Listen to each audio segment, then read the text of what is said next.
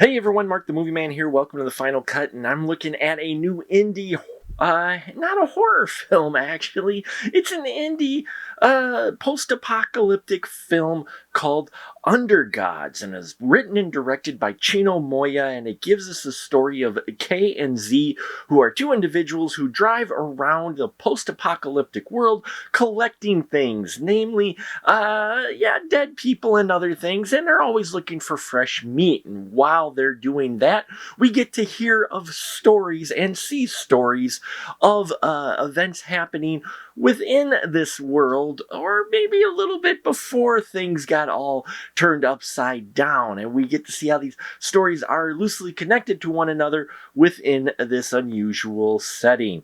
Under Gods is a very interesting film. I went into it cold, didn't know much about it, and let me tell you, I found it fascinating. This is what our good friend Ian Simmons would say is probably slow cinema.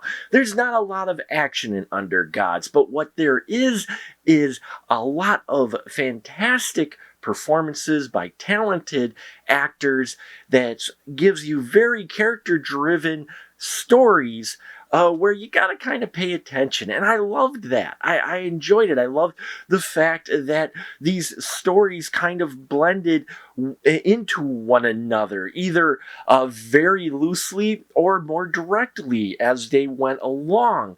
But all of them felt like they were in this similar world, just in possibly different areas of the world, where some were just more burned out sections than others. I think that's what they're going for. They may be going for maybe another dimensional thing too, though it's not really explored of that angle of it, or we don't learn why things are the way they are. They just are. There's a great story in here. It opens up with a couple who think they're alone in their building, but then a new neighbor shows up and their world gets turned upside down. And it's a great metaphor there for people being quarantined in their homes in isolation that we've had to deal with over the past year, and then something new coming in to disrupt things that have now become routine. And so, yeah, there's a story like that. There's a story of a guy who has a bit of a dysfunctional family, and just as things are ramping up for him in his career, his family gets a surprise returning member that they didn't expect ever to see again. And so there's a lot of complications there. And again, all of these pieces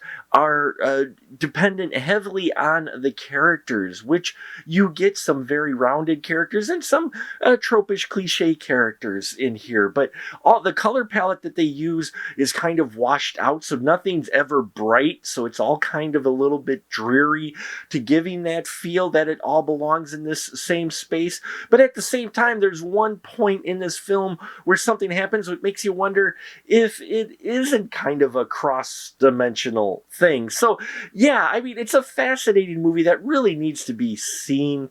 If you're looking for action and a lot of gore, you're probably going to be disappointed. It is a dark film. It is not a happy, cheery film by any means, but it does explore various aspects of humanity through these characters in an interesting setting, and it is presented in a way that I never found myself checking the clock, because I was interested on where they were taking this story next. And I think if you like that type of film, you're going to dig Under Gods. So there you have it, folks. Thank you so much for listening to me ramble about this film. It's out on VOD now. It came out today, so you'll want to check it out. Please also check out our Patreon, where we got a lot of great stuff there, and I got some other things planned if we can get some more support on our Patreon page. So check it out. Low tiers, reasonable prices for a lot of content there. Hit subscribe, bells and whistles, and all that here. I thank you for your support, and as always, remember, keep that ticket stub.